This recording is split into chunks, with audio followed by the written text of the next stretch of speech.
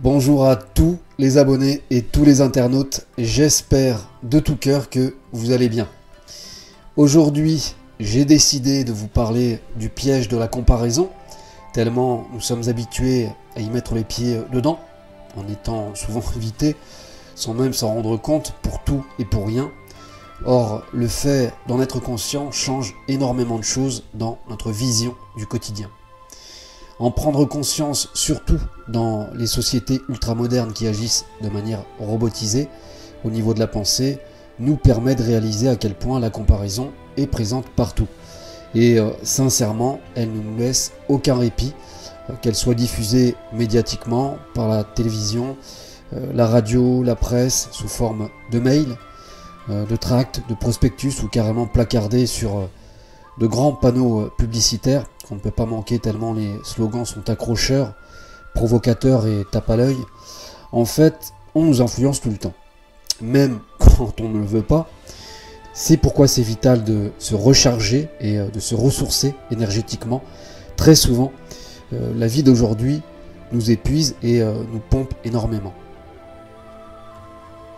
Alors mine de rien, forcément, ce conditionnement porte ses fruits sur les plus influençables, histoire de pousser à la consommation comme à la compétition pour savoir qui est le meilleur. Et naturellement, ces surenchères renforcent l'individualisme, l'ego et le moi-je. Et combien de personnes tombent dans ce piège tous les jours et répètent les mêmes erreurs, que ce soit au travail, dans les relations ou autres. Mais au fond, ce n'est nullement représentatif de la vie. La vie a bien plus à offrir en termes d'opportunités, plus saines et surtout plus valorisantes. Il y a bien souvent des défaites qui valent mieux que des victoires. Seulement, tant de valeurs ont été moquées et inversées ces dernières décennies qu'une grande majorité a avalé bon nombre de couleuvres et ne savent plus faire la distinction entre la réalité et la superficialité. C'est notamment le cas pour les plus jeunes générations, élevées au McDo et accros des écrans virtuels. Ils n'ont pas toujours le recul nécessaire pour comprendre le monde dans lequel nous vivons actuellement et qui n'est pas un exemple sur beaucoup de points, tant les excès sont mis en avant et dévastateurs pour le corps et l'esprit. Malheureusement, ils ne font que répéter ce qu'ils voient ou ce qu'on leur a appris, ce qui est tout à fait normal, et on ne peut pas leur en vouloir. On aurait probablement fait pareil à leur place à la même époque, mais c'est de notre devoir de les aiguiller au mieux en tant que parents ou plus âgés. De toute évidence, pour construire un dialogue, un échange ou une relation saine et harmonieuse, il faut absolument partir sur le même pied d'égalité, autrement les dés sont pipés. La comparaison n'a pas sa place ici car elle invite d'entrer un déséquilibre à s'installer en imposant soit la supériorité ou soit l'infériorité. C'est aussi simple que ça, à l'image d'une balance, tout excès fait capoter une relation.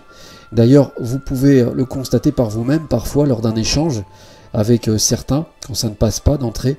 C'est justement l'occasion d'y réfléchir à deux fois entre ce que vous avez dit et qui pourrait déplaire ou vice-versa.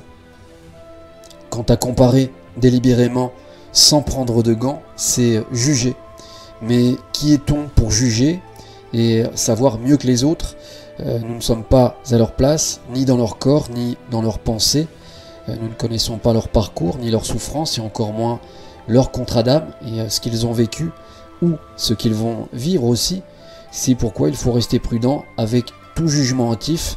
Nous avons déjà tellement à faire avec nous-mêmes. En réalité, nous sommes ce que nous sommes, tout simplement, même si beaucoup refusent de l'admettre et préfèrent porter un masque en s'imaginant avec une toute autre personnalité de ce qu'ils sont réellement, autant physiquement, mentalement ou moralement.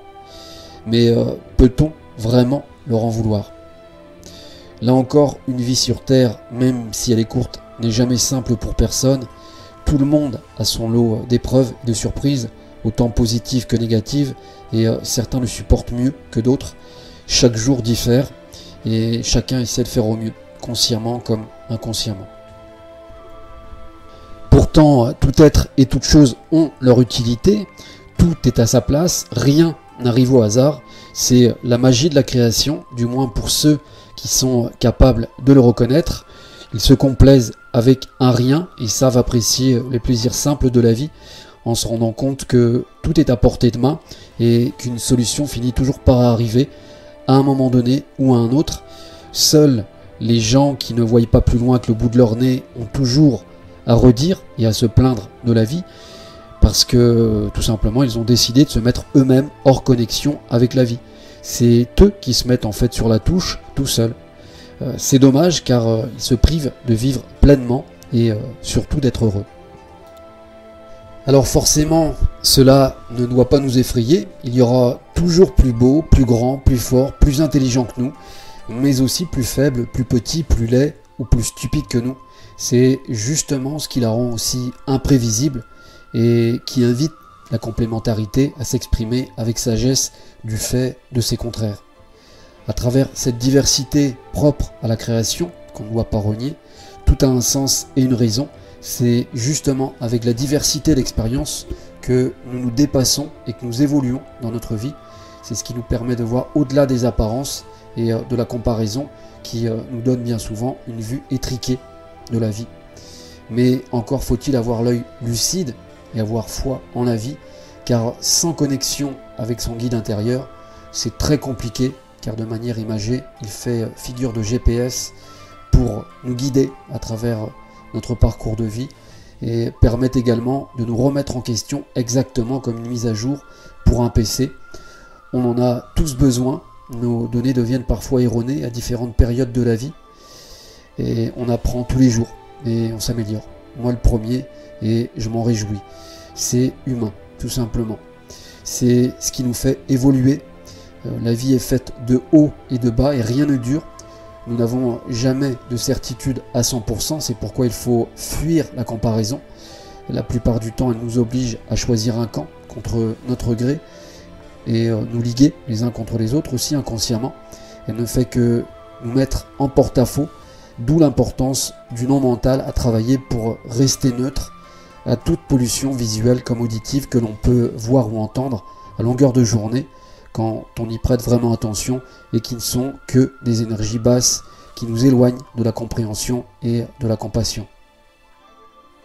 J'espère à présent que cette vidéo vous permettra de voir les choses de la vie autrement et plus légèrement afin de vous en amuser.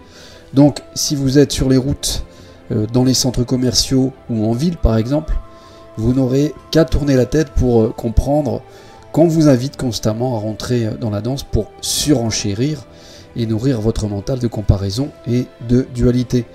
L'idéal est naturellement de passer son chemin avec un grand sourire et de refuser ce cercle vicieux pour se tourner vers sa paix intérieure et trouver plus de sérénité en soi afin d'aller à l'essentiel, à l'avenir et ne plus s'embrouiller l'esprit avec 1000 choses complètement futiles en tête. Voilà, c'est terminé pour ce thème. La prochaine vidéo concernera la divination que je souhaite mettre en place fin avril. Je suis actuellement dans les préparatifs. Je vous expliquerai tout ça prochainement. Donc un peu de patience. J'envisage probablement de faire des tirages gratuits.